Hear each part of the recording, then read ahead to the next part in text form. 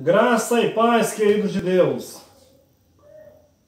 Meus irmãos, quero agradecer primeiramente a você que está inscrito no nosso canal, tem olhado as nossas mensagens, tem deixado essa mensagem entrar no seu lar. Eu peço que você que não foi inscrito ainda no nosso canal, inscreva lá no nosso canal, dá um joinha, pode comentar as mensagens também. Eu sei que a mensagem é uma mensagem nova para a nossa região, a gente que moramos aqui em Cabo Frio. Nós temos desafiado aqui nossos irmãos a prestar atenção nas leituras, e nós temos vivido um evangelho hoje de muita imposição, de muita lei de Moisés. E essa mensagem é uma mensagem libertadora, não só eu, mas nossos irmãos que têm pregado em graça aí em vários pontos do Brasil. E essa mensagem já tem espalhado, tem libertado muitas vidas. Então eu agradeço a você porque tem acompanhado as nossas mensagens, tem inscrito no nosso canal. E é um prazer poder entrar na sua casa, né? Entrar na sua família, você que pode enviar essa mensagem para outras pessoas. E eu quero agradecer por essa oportunidade. Amém? E nós vamos estar nessa noite meditando, irmão, em um trecho da Bíblia. Segundo carta aos Coríntios, capítulo 11, versículo 10, que diz assim: como a verdade de Cristo está em mim, não me será tirada glória nas regiões da Acaias. Então, olha que ousadia do nosso irmão Paulo quando ele disse que a verdade de Cristo estava nele. E aí, se nós pararmos um pouquinho e pensarmos, alguém pode dizer assim, mas os 12 discípulos também não tinham verdade? Tinha. A verdade dos discípulos era uma verdade que foi estabelecida segundo a lei, do propósito que Cristo veio como Messias.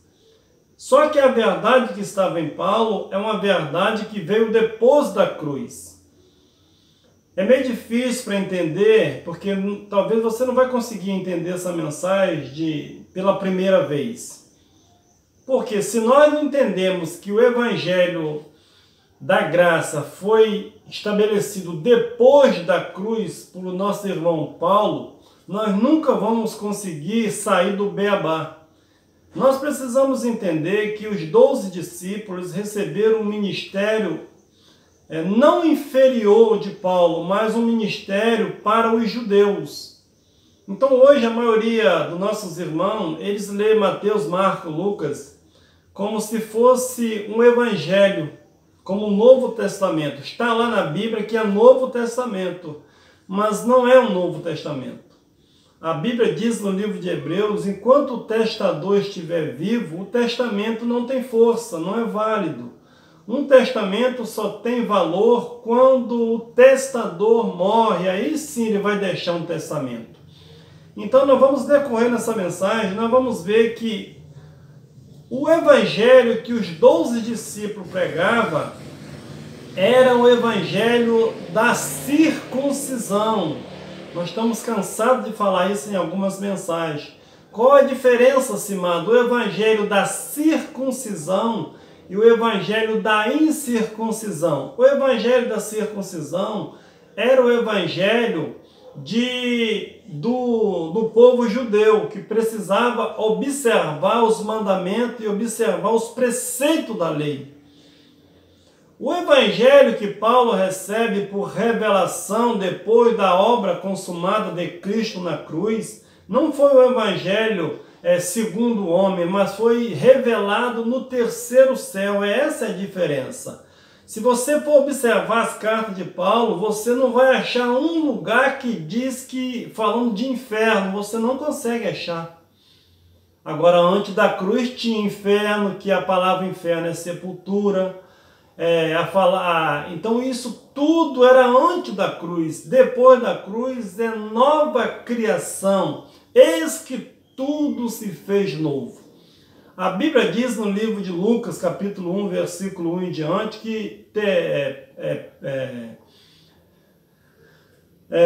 nosso irmão Lucas, ele escreve, Lucas, pegando todo o apanhado, toda a história de todos os fatos que tinha acontecido no meio deles. Então, Mateus, Marcos, Lucas, João e Atos são um livro histórico. Não é revelação para hoje, para a nova aliança. Era um cumprimento da lei. A Bíblia diz que a lei e os profetas durou até Cristo. E Cristo durou até quando? Até a cruz. Depois que ele morre e ressuscita, ele fica 40 dias com os discípulos, mas não ensina mais. Ele só dá as últimas instruções aos discípulos. E ele parte com a esperança de volta, que nós já pregamos também, que ele já voltou no ano 70, consumiu toda a obra.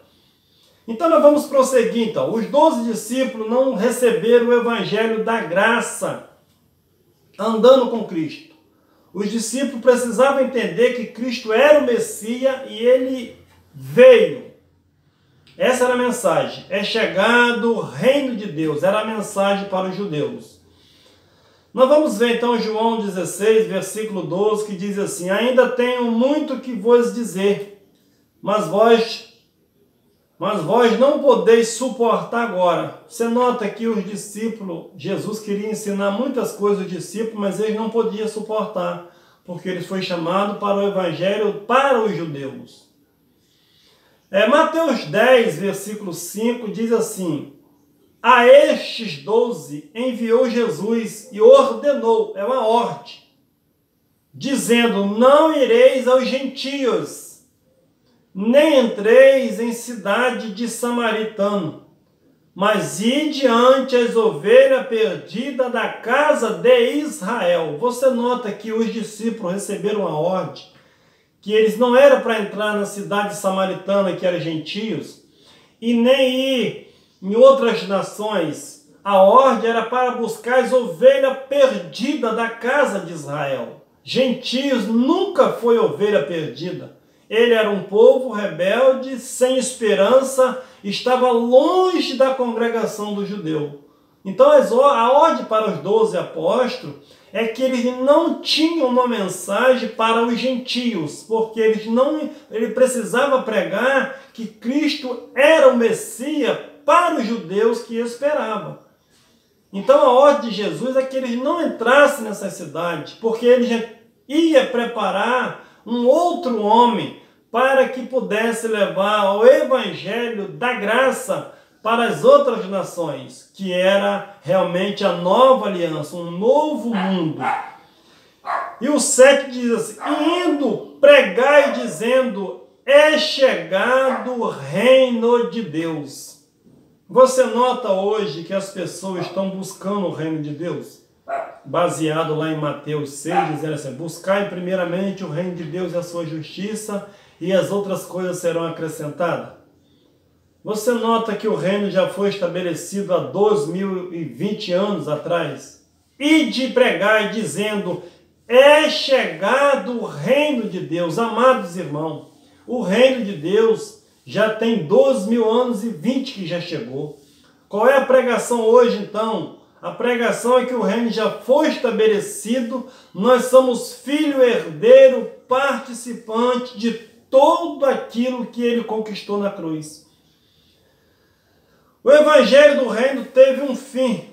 Eu sei que para muitos isso é chocante, mas a Bíblia diz que o evangelho do reino teria um fim.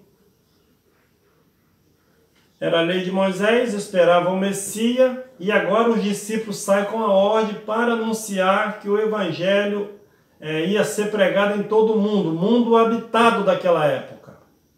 Mateus 24, verso 14 diz assim: e este evangelho do reino será pregado no mundo inteiro, em testemunha a todas as nações, então virá o fim. Por que que hoje as pessoas esperam a vinda de Cristo? baseado nesse versículo, porque eles pensam que esse evangelho ele vai ser pregado ainda em todo o mundo. O mundo que Cristo falou foi o mundo habitado daquela época. Paulo ele chega a dizer que ele pregou o evangelho no mundo todo. Você nota que a concepção de mundo da antiga deles lá no século I não tem nada a ver com a visão de mundo hoje, que tem mais de 200 nações ou mais. Então aquele evangelho do reino precisava ser pregado em todo o mundo. Qual mundo? O mundo judeu. Mundo do judeu. Era o mundo deles ali, da lei de Moisés. Romanos 10, capítulo 10, versículo 18, diz assim: mas pergunto, porventura não ouviram? Sim, por certo, por toda a terra saiu a voz dele, e as suas palavras até o confim do mundo. Então Paulo aqui está afirmando no ano 67 ou 68 que o evangelho já tinha sido pregado em todo o mundo. Aí eu pergunto para você, se Mateus 24, 14 é para os dias de hoje, então Paulo vai passar por aqui pregando? Se nota que não tem lógica, que Paulo ele já tinha percorrido o mundo todo habitado daquela época. Era o mundo que Jesus disse, quando esse evangelho for pregado no mundo todo, viria o fim. Paulo está dizendo que ele tinha pregado o evangelho no mundo todo. Agora dorme com um barulho desse.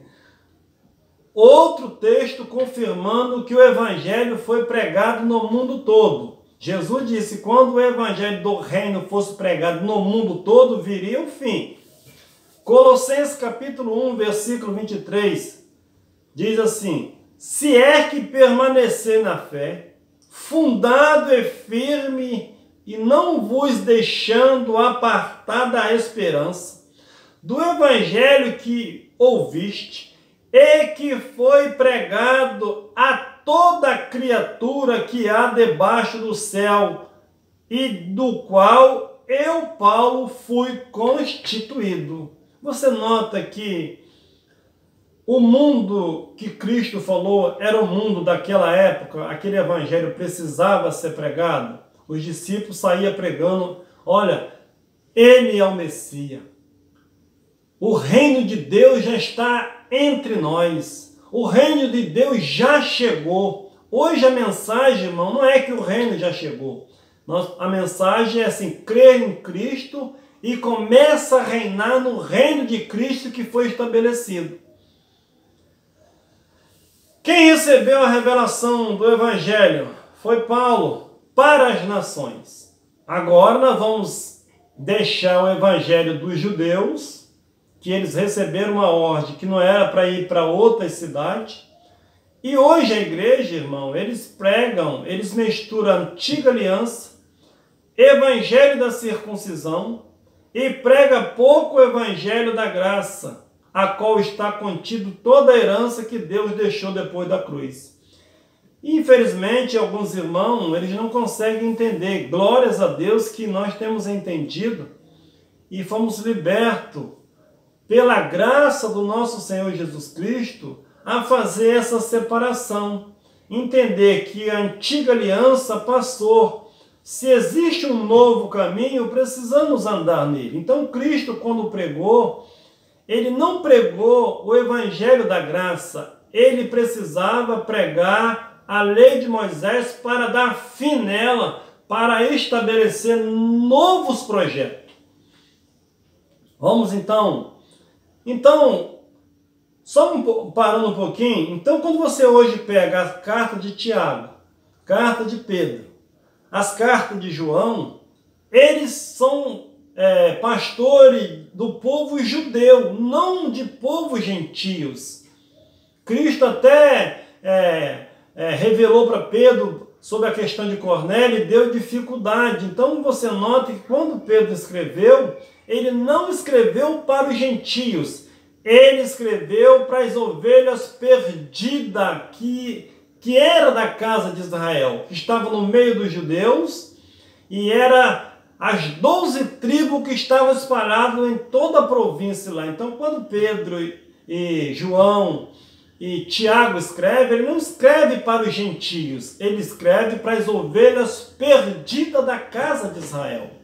Então, quando você abre a Bíblia hoje, você tem que ter muita revelação e entendimento para você não pensar que Pedro está escrevendo para você e entrar no jugo do judeu e querer aplicar a lei de Moisés nos dias de hoje. Vamos seguir então. Quem recebeu a graça? Gálatas capítulo 2, versículo 1 diz assim: depois, passado 14 anos, subi outra vez a Jerusalém, com Barnabé, levando também comigo a Tito. Então agora Paulo, ele já tinha ido a Jerusalém, só que eles não aceitaram a mensagem de Paulo. Paulo era matador de crente, ele tinha se convertido novo. Os discípulos acharam melhor que Paulo não ficasse ali. Paulo voltou, foi embora, e ele ficou 14 anos escondido, trabalhando, fazendo tenda e pregando entre os gentios. Quando ele sobe a Jerusalém, ele não sobe com o evangelho da circuncisão, porque ele conhecia da lei. É subir devido uma revelação. Ele expôs o evangelho que prego entre os gentios, mas em particular os que eram de destaque, para que, de algum modo, não estivesse correndo ou não tivesse corrido em vão. Agora Paulo sobe a Jerusalém, não com uma revelação dos discípulos. Ele sobe a Jerusalém com uma revelação que ele recebeu ao terceiro céu. O evangelho para hoje, irmão, não é contido no judaísmo, é por revelação. Deus pega Paulo, leva ao terceiro céu depois de 14 anos e mostra para ele o que tinha acontecido depois da cruz. Quem prega o evangelho do judaísmo, eles não sabem o que aconteceu depois da cruz. Eles ficam enrolados com campanha de Gideão, muralha de Jericó, inferno, potestade, enxucaveira. Ele esquece que nós fomos libertos disso quando Cristo morreu na cruz. Tome posse dessa vitória hoje, aí, em nome de Jesus. Então, quando Paulo sobe a Jerusalém, ele não sobe baseado no ministério dos 12 discípulos. Ele sobe com uma revelação. E expôs o evangelho que ele pregava entre os gentios, porque os judeus, Pedro pregava um outro evangelho, que era evangelho contido de leis, e essas leis teriam um fim.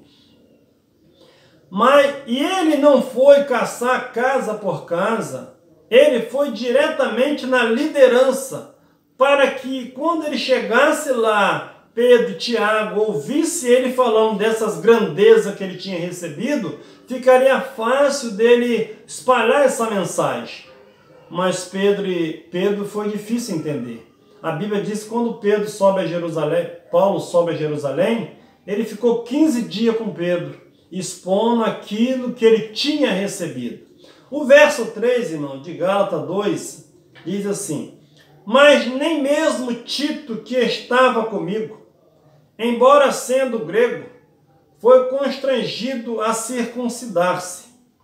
Isto por causa dos falsos irmãos intrusos, os quais furtivamente entraram a espiar a nossa liberdade que temos em Cristo Jesus para nos escravizar. Você nota que Paulo agora está com Tito lá. Tito, ele foi obrigado a circuncidar Tito, porque tinha falsos irmãos do judaísmo ali, querendo que eles voltassem para o evangelho de Pedro, que tinha que se batizar, tinha que circuncidar, tinha que dar o dízimo. Então, para Paulo minimizar esse problema, ele teve que circuncidar Timóteo também, e circuncidou Tito também, por causa de alguns irmãos que estavam ali, querendo que ele voltasse novamente aos rudimentos da doutrina de Cristo, que era um judeu. Quando ele morre, toda a doutrina dele acaba. doutrina não da palavra, mas os preceitos judaicos, quando Cristo morre, ele deixa enterrado. E quando ele levanta no Espírito e revela Paulo no Espírito. O ministério agora muda. Não é da carne, mas agora o ministério é do Espírito. Vamos continuar aqui. Verso 5. A quais nem ainda por uma hora cedemos em sujeição, para que a verdade do Evangelho permanecesse entre vós. Ora, daqueles que parecia ser alguma coisa, a quais outrora tenha sido, olha o que Paulo está dizendo, revelando para os Gálatas. Ora, daqueles que parecia ser alguma coisa, a qual outrora tenha sido, nada me importa. Deus não aceita a aparência de homem. Esse digo, que parecia ser alguma coisa, nada me acrescentaram. De quem que Paulo estava dizendo? Paulo estava dizendo que quando ele subiu a Jerusalém, ele foi ter com os discípulos, aqueles que parecia ser alguma coisa porque andou com Cristo. Mas o que os discípulos acrescentou para Paulo? Ele disse que nada. Ele disse que os discípulos não acrescentou nada. Porque o que os discípulos pregavam é que o reino tinha chegado, mas eles continuavam com a doutrina de Moisés. Mesma coisa. Eles continuavam com a lei, porque o evangelho que eles receberam foi o evangelho da lei, da circuncisão. A Bíblia diz no livro de Romanos, capítulo 15, verso 8, que Cristo foi ministro da circuncisão, ministro da lei. E ele chama 12 discípulos para dar continuidade à lei até que o tempo terminasse. E aí chama Paulo para pregar o evangelho da graça. Verso 7. Antes, pelo contrário, quando viram que o evangelho da incircuncisão me fora confiado, quanto a Pedro da circuncisão, olha, note bem que quando eles viram o evangelho que Paulo pregava, que era contra aquela lei de Moisés, eles deram a destra da comunhão a Paulo para que ele pregasse aos gentios e Pedro ficasse pregando para os judeus. Você nota que Paulo pregava a revelação de Cristo depois da cruz. E os discípulos pregavam a obra que Cristo veio consumar ali, que era o evangelho da circuncisão, que tinha lei, imposição, tinha Páscoa, tudo isso. Isso não poderia atravessar a cruz para os gentios. Os judeus precisavam ser ensinados. E o que me chama a atenção, irmão, que se você for ler a carta de Pedro, a última carta de Pedro, bem no finalzinho, depois de tanta instrução de Paulo, através do Espírito Santo também, Pedro reconhece que as cartas de Paulo seriam difíceis de entender. E no final diz, bem escreveu nosso irmão Paulo, antes de crescer na graça e no conhecimento. Então você, quando vai ler as cartas de Pedro, você vai entrar em contradição, porque Tiago diz que a fé sem obra é morta. Paulo diz que o crente é salvo pela fé somente. Por quê? Pedro pregava a obra. Paulo não. Paulo pregava a fé somente em Cristo Jesus. Atos capítulo 22, verso 14, diz assim, disse ele, o Deus de nossos pais, de antemão, te designou para conhecer a sua vontade. Vê o justo e ouve a voz da sua boca, porque há de ser sua testemunha para com todos os homens, do que tem visto e ouvido. Agora Paulo, ele no caminho lá de Damasco, ele fica cego e agora Ananias vai lá para falar para Paulo, olha, você vai ser testemunha de Deus, tudo aquilo que você viu, tudo aquilo que você vai ouvir, você irá falar. 2 Coríntios, capítulo 12, para a gente terminarmos, verso 3 diz assim: sim, conheço um tal homem, se no corpo, se fora do corpo, não sei, Deus o sabe, que foi arrebatado ao paraíso e ouviu palavra inefável, às quais não é lícito o homem referir-se. Você nota que Paulo, o evangelho que Paulo pregava, não era o evangelho segundo os homens, era o evangelho revelado por Cristo ressuscitado. É isso que hoje nossos irmãos não conseguem entender, separar o que é escritura, separar o que é livro histórico e separar o que é evangelho, o que temos hoje para esses dias que nós estamos vivendo hoje. O que Deus deixou? Quando alguém morre, alguém que tem dinheiro, ele deixa um testamento. E você só vai tomar posse da sua herança que você sentar e ler o testamento. E nós precisamos ler o testamento. O testamento não é Lucas, não é Mateus, não é Marcos, não é João e nem Atos. O testamento é as 14 epístolas de Paulo que ele recebeu por revelação. É difícil para alguns irmãos entender isso, mas que o Espírito Santo possa abrir a mente do nosso irmão e entender. Enquanto o testador estava vivo, não tinha testamento. O testamento é dado depois da morte. Isso não só no mundo espiritual naquela época, como hoje também é a realidade. Um testamento não tem valor enquanto o testador está vivo. Depois que ele morre, sim, aí ele passa a ter valor e aí vai mostrar os bens que você tem. Atos capítulo 20, verso 24, diz assim: mas em nada tenho a minha vida como preciosa para mim, contando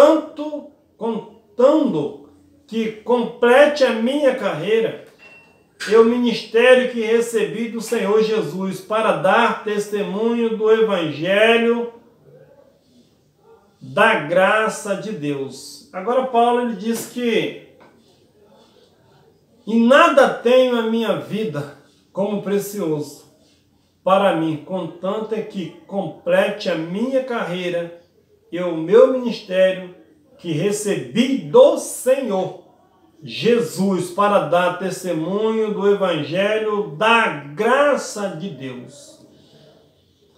Você nota que o Evangelho da graça ele ficou mais ou menos 2000 anos escondido. Eu vivi 20 anos sem entender. Li a Bíblia, estudei bastante, até faculdade eu fiz, mas nunca me ensinaram que a Bíblia não é evangelho, a Escritura não é evangelho. Escritura é escritura, livro histórico é livro histórico, evangelho é a novidade de vida. E eu deixo essa mensagem para a sua reflexão, agradecendo a ti. E não seja enganado. Busca o Evangelho. O que é Evangelho? É novidade de vida. Aonde quando diz que a dívida foi paga, o pecado foi perdoado e nós estamos reinando em vida. Melhor noite para todos. Um abraço. Até a próxima.